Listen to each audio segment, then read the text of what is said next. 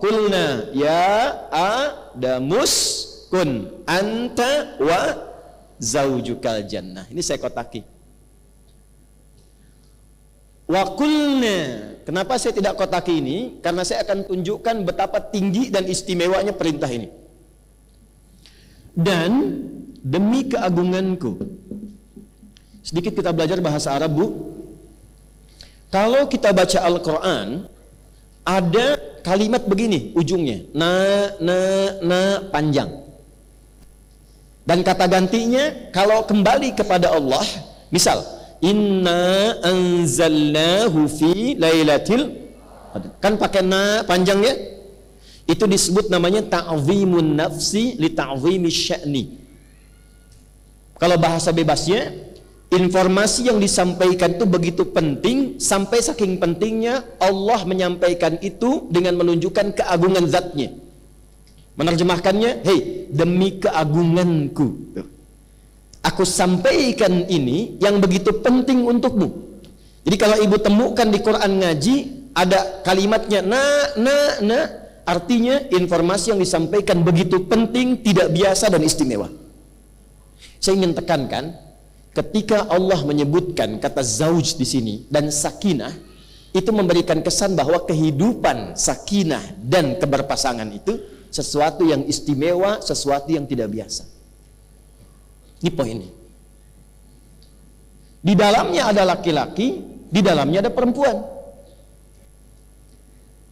Pemahaman yang kedua, ketika Allah menciptakan Adam laki-laki, menciptakan perempuan yang kelak nanti kita kenal dengan nama Hawa, nanti saya kisahkan, itu pun memberikan kesan istimewa. Jadi jangan ibu simpulkan bahwa, maaf, cuma laki-laki yang istimewa, tidak. Perempuan juga istimewa. Saking istimewanya digunakan oleh Allah ta'zimun nafsi, keagungan dirinya untuk menunjukkan keistimewaan penciptaannya. Karena terkait perempuan yang kita bahas, saya khususkan pada aspek fitrah perempuan saja. Maka di titik pertama ini saya ingin tekankan, ketika Allah kemudian memilih kelahiran dari rahim seorang ibu, keluar misalnya laki-laki, keluar perempuan, maka jangan banyak mengeluhkan apapun, karena apa yang telah Allah tetapkan itu istimewa untuk kehidupan kita. Jelas? Lahir perempuan, alhamdulillah. Lahir laki-laki, alhamdulillah. Nanti saat masuk materi kehidupan rumah tangga, saya akan bahas lebih jauh. Tapi singkatnya begini, kalau terlahir satu anak dengan gender apapun yang dilahirkan, itu pasti membawa sifat khusus untuk melengkapi kebahagiaan di rumah tangga. Karena itu tidak ada satu pun anak itu yang sifatnya sama, pasti beda. Ibu boleh cek deh, ada 5 anak, itu kelima-limanya pasti beda karakternya. Jangan merasa akan disamakan, tidak. Dan setiap anak itu dia akan membawa karakter yang menyempurnakan kekurangan di ayah ibunya, plus menyempurnakan kebahagiaan di keluarga besarnya. Jadi kalau suami kurang, disempurnakannya oleh istri. Istri kurang, disempurnakannya oleh suami. Suami istri kurang, yang menyempurnakan siapa? Sifat anak-anak. Sifat anak-anak. Makanya berbahagialah ibu kalau ada anak aktif misalnya.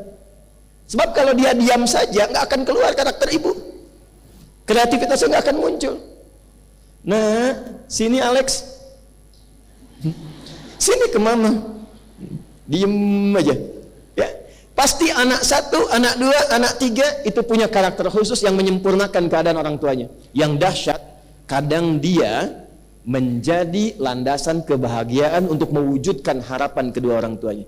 Orang tuanya udah nabung, nggak mampu lama, anaknya divonis bahkan secara medis tidak ideal, ya. Tapi ternyata Allah anugerahkan cepat dia menghafal Quran dan haji kedua orang tuanya justru karena dari anak yang dianggap cacat itu. Makanya hati-hati ya. Maka wazaujuka, ini Adam, yang ini zauj menunjuk kepada pasangannya, perempuan. Namanya belum kita sebutkan. Sudah? Kesimpulan pertama, saat Allah menciptakan perempuan sebagai pasangan Adam alaihissalam, memberikan kesan yang pertama bahwa perempuan dicipta dalam keadaan istimewa. Jelas? Jadi berbahagialah ibu, bersyukurlah ibu diciptakan oleh Allah sebagai seorang perempuan karena ada keistimewaan yang Allah titipkan hanya pada ibu, bukan pada yang lain. Itu yang kemudian penting untuk diketahui setelahnya. Itu dulu satu. Plus kalau berharap-harap kemudian menikah dengan suami berusaha ikhtiar pengen punya anak laki-laki, ternyata lahir perempuan. Dan nikmat anak ini unik. Pengen cepat, lambat. Pengen lambat, cepat. Padahal marahan kan, tapi hamil lagi gitu kan. Tuh. Kemudian pengen laki-laki, perempuan. Pengen perempuan, lahir laki-laki. Jadi ketika yang diharapkan laki-laki, lahir perempuan, jangan langsung disimpulkan, ah ya Allah, saya kan berharapnya ini, punya rencana ini.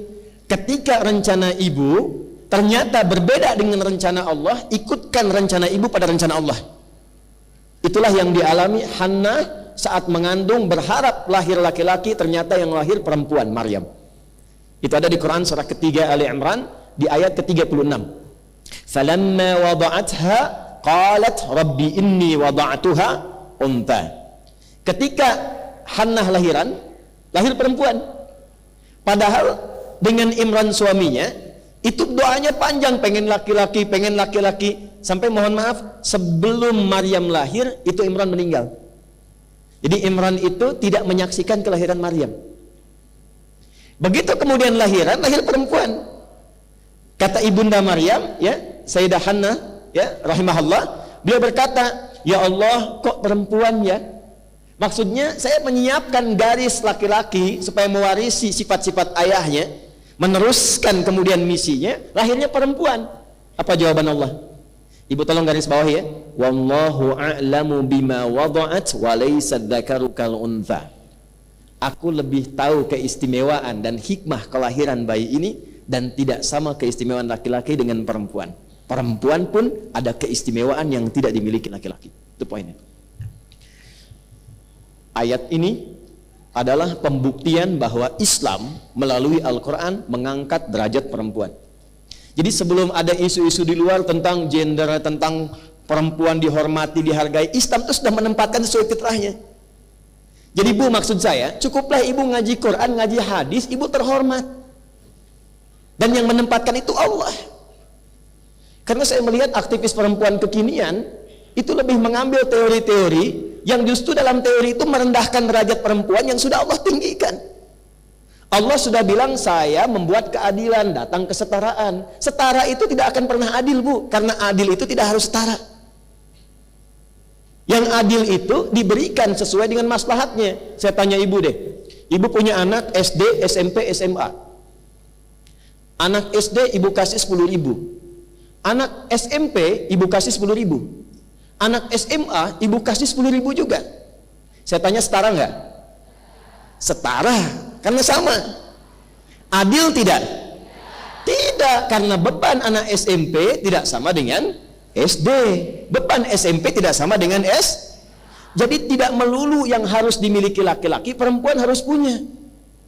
Tidak setiap yang dikerjakan perempuan, laki-laki harus punya. Jadi adil itu tidak harus setara. Problemnya setara, yang dibawa itu kesetaraan, bukan keadilannya. Jelas sampai sini? Oke, jadi saya ingin berikan motivasi, bangga dulu sebagai apa?